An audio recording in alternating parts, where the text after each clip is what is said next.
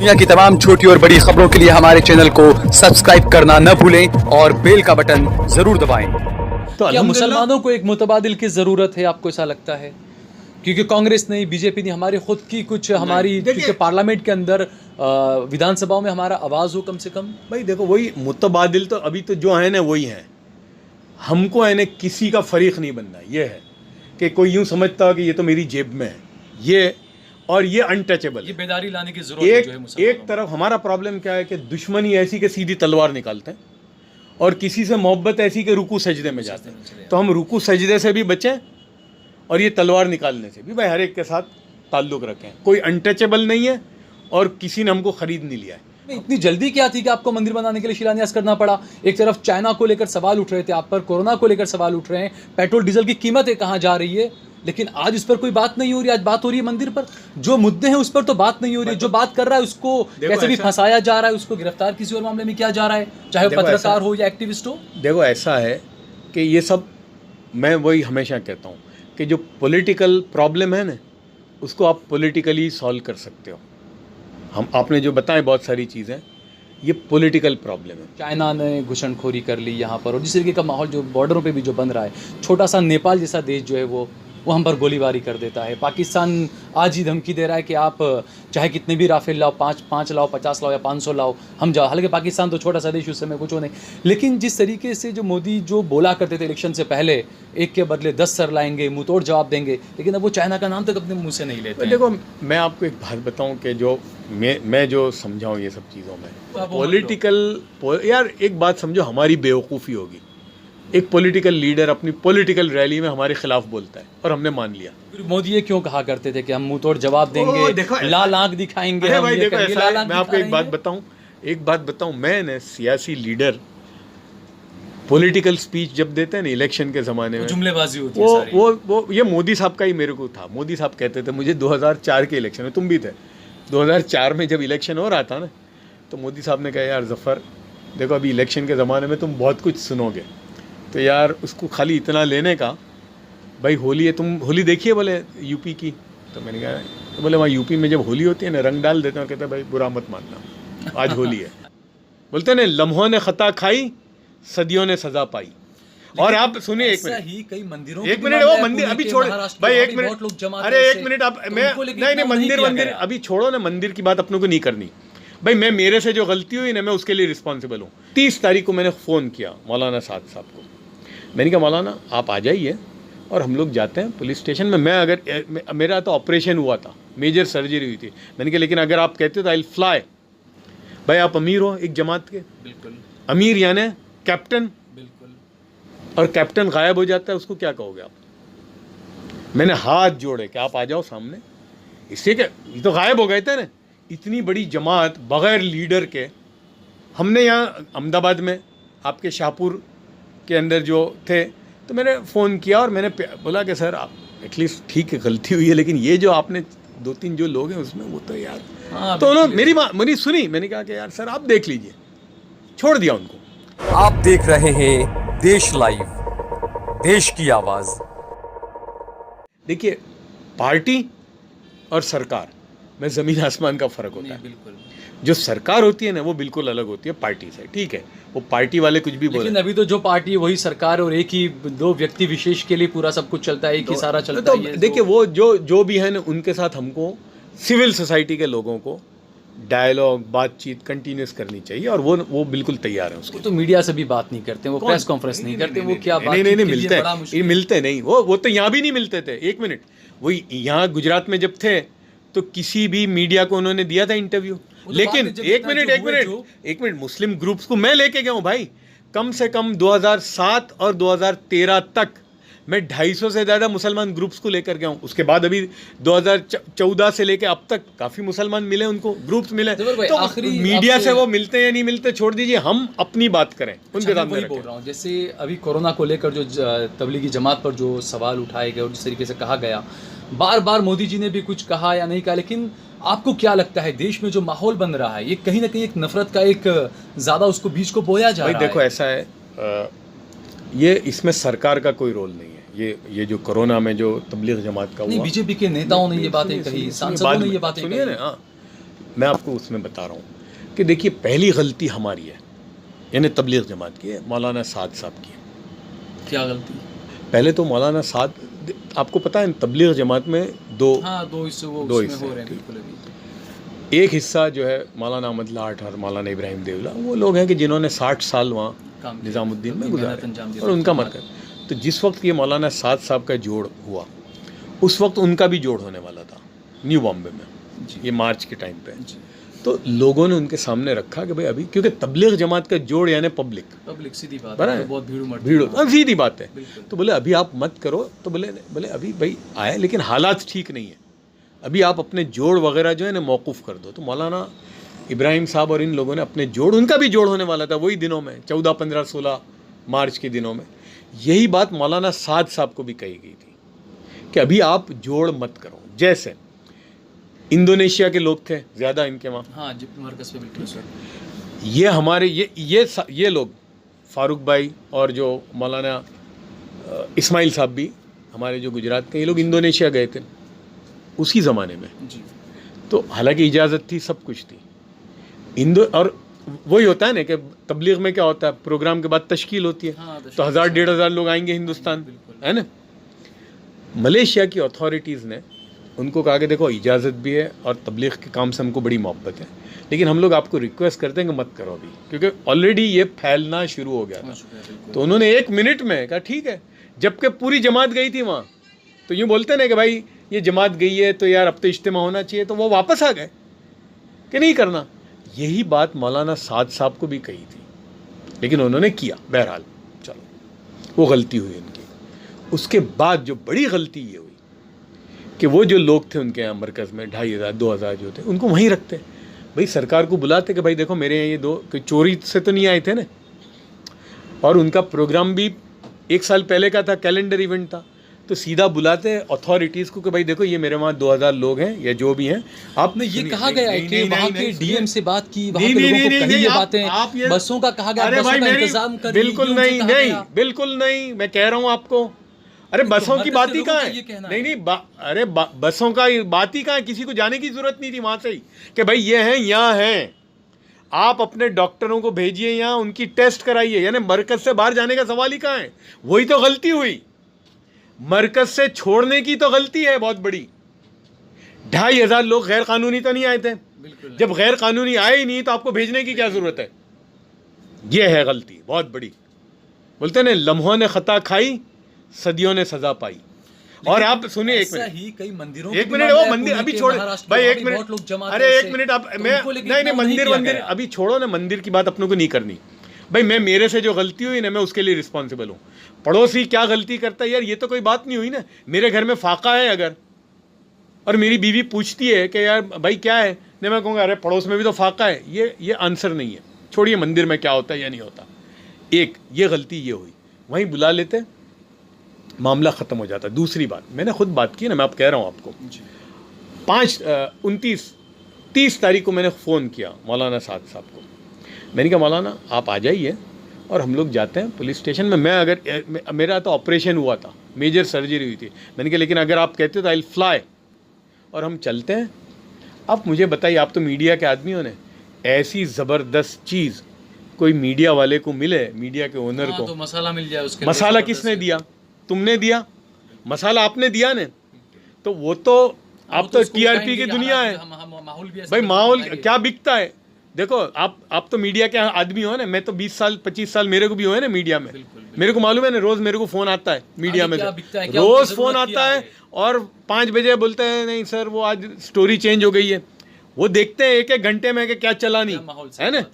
तो आप इतनी ज़बरदस्त चीज़ उनको तश्तरी में दे रहे हो भाई, तो कौन सा बेवकूफ़ होगा मीडिया वाला के जो इसको ना चलावे। वो तो निचोड़ बोले ऐसी रेडीमेड स्टोरी, भले आदमी कितने हम लगाते हैं, लेकिन ऐसा तो बीजेपी वाले और मोदी भी बहुत दे रहे हैं, लेकिन मीडिया वाले उसको उसके खिलाफ कुछ बोलते नहीं है। अब वो क्यों, किसकी लेते हैं नहीं लेते, आपकी गलती है कि नहीं है?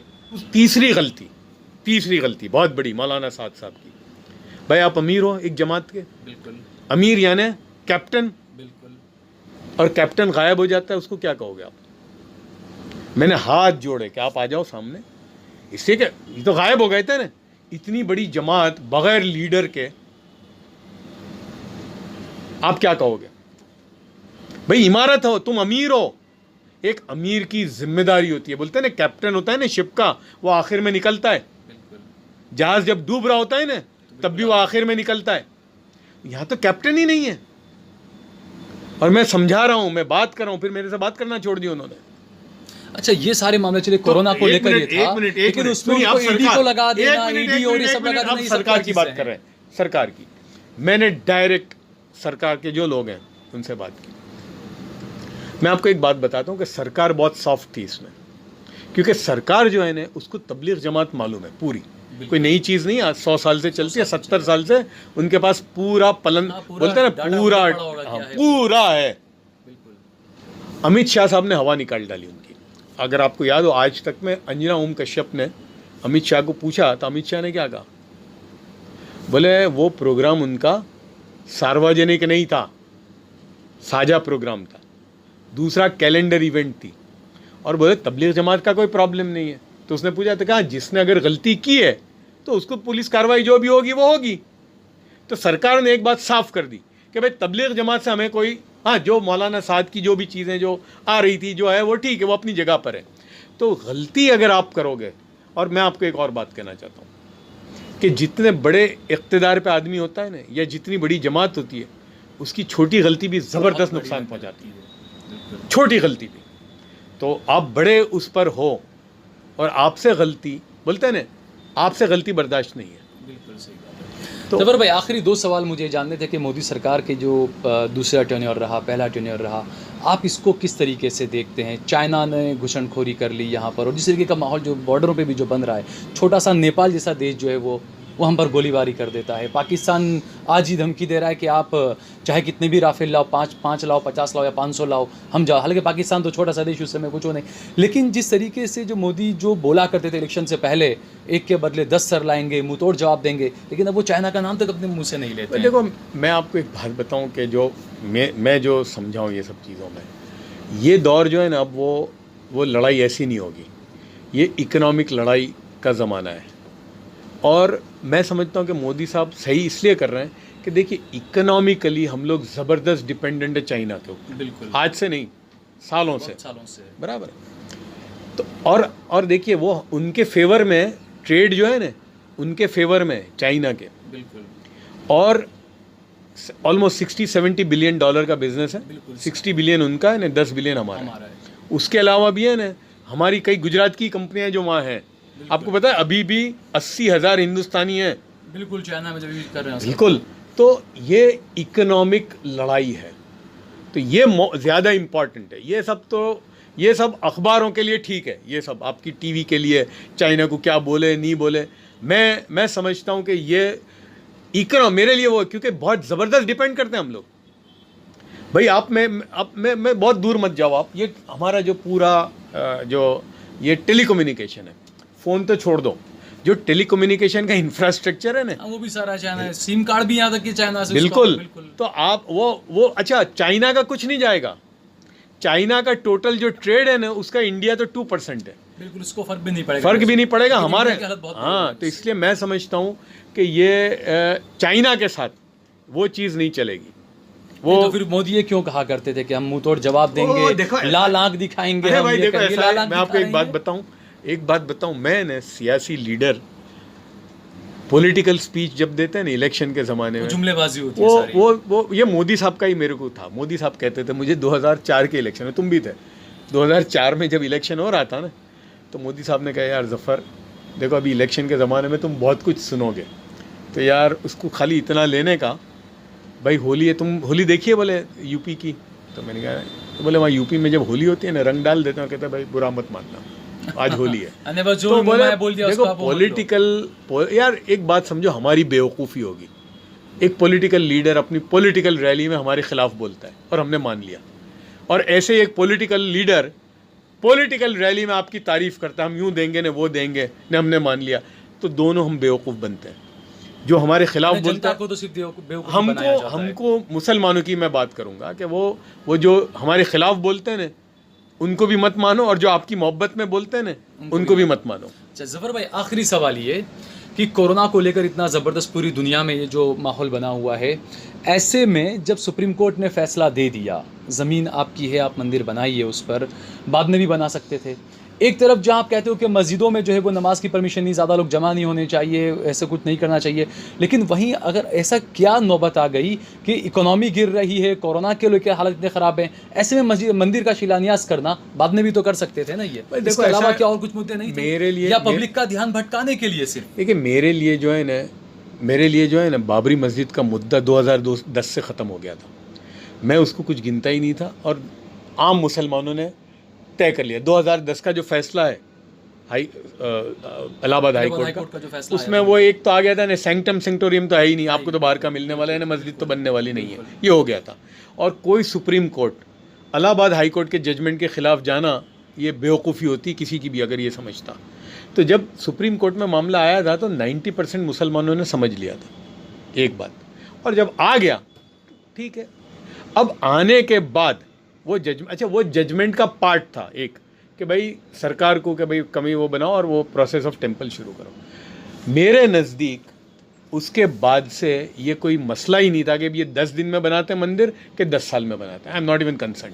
नहीं, लेकिन वो नहीं, वो मैं वही बात कह रहा हूँ कि आपको दे दी सुप्रीम कोर्ट का फैसला, हमको सबको सर्वमान्य है, लेकिन ऐसे में इतनी जल्दी क्या थी कि आपको मंदिर बनाने के लिए शिलान्यास करना पड़ा? एक तरफ चाइना को लेकर सवाल उठ रहे थे आप पर, कोरोना को लेकर सवाल उठ रहे हैं, पेट्रोल डीजल की कीमतें कहाँ जा रही है, लेकिन आज इस पर कोई बात नहीं हो रही। आज बात हो रही है मंदिर पर, जो मुद्दे हैं उस पर तो बात नहीं हो रही है। जो बात कर रहा है उसको कैसे भी फंसाया जा रहा है, उसको गिरफ्तार किसी और मामले में किया जा रहा है, चाहे वो पत्रकार हो या एक्टिविस्ट हो। देखो ऐसा है कि ये सब, मैं वही हमेशा कहता हूँ कि जो पॉलिटिकल प्रॉब्लम है ना, उसको आप पॉलिटिकली सॉल्व कर सकते हो। आपने जो बताए बहुत सारी चीज़ें, ये पॉलिटिकल प्रॉब्लम है। तबलीग जमात के जो लोग गिरफ्तार हुए थे यूपी में और जहाँ भी, वो क्या कोर्ट से निकले? लोगों ने मेहनत की है डायरेक्ट, क्योंकि वो पॉलिटिकल था, इसलिए उनकी जो गिरफ्तारियां थी वो भी पॉलिटिकल थी। अब आप उसको लीगल लेके करते तो क्या होता? बिल्कुल नहीं निकल पाते। हाँ, निकलते ही नहीं। तो अब अक्लमंदी ये थी कि भाई और पता चला कानो कान आज की तारीख में एक भी तबलीगी जेल में नहीं है। 2 महीने पहले से एक भी ना यूपी में है, महाराष्ट्र में भी नहीं है, कहीं पर भी। यूपी में सबसे ज़्यादा थे, एक भी नहीं है। क्यों नहीं? किसकी मेहनत रही इसके पीछे? बहुत सारे लोगों ने मेहनत की, हमने भी की, बहुत सारे लोगों की मेहनत है। और मैं हर एक को ये कहता था कि छोड़ दो। जैसे जहाँ मेरा बहुत ज़्यादा ताल्लुक़ नहीं था, बिहार में एक एग्जांपल देता हूँ। बिहार में एक जमात थी जिसमें बम्बई के 2 साथी थे और बाकी 4 मलेशियन और 4 इंडोनेशियन थे उसमें, और वो 150 किलोमीटर दूर थे। कहाँ से? बॉर्डर से। अरे पटना से। वो बेचारे मुझे फ़ोन करते थे। तो अब वो केस चल रहा था और क्या होता था, तो आप सोचो ना कि यहाँ जब क्या होता है हमारे कोर्ट, अब वो पटना के से भी 150 किलोमीटर, तो वो रोज वो पुलिस ही नहीं आती थी और वो अंदर। तो मैंने बोला यार ये इस तरह से नहीं होगा। अच्छा, मेरी चीफ मिनिस्टर नीतीश कुमार है, तो अपना तो कोई जनता दल यूनाइटेड से ताल्लुक़ ही नहीं था उनकी पार्टी से। तो फिर मुझे एकदम याद आया कि एक एलजेपी पार्टी के जो उनके वो हैं, उनके ख़ास, मेरे भी ताल्लुकात हैं पासवान साहब से, लेकिन उनके ख़ास हैं जो बम्बई में ही रहते हैं। साबिर अली। अच्छा, नहीं वो तो है ही नहीं, है एक, वो किसी को पता नहीं है, वो उनके सबसे ख़ासुल ख़ास हैं। तो मैंने कहा यार, वो बोलते हैं ना बगल में और ढिंडोरा, क्या बिल्कुल बगल में छोकरा और गांव में ढिंडोरा। मैंने बोला बिल्कुल तुम जाओ, वो उसका भाई था, मैंने कहा वो वहीं है और मेरे नाम से बात करो, उनकी चलेगी, क्योंकि एलजेपी के हैं, पार्टी के हैं।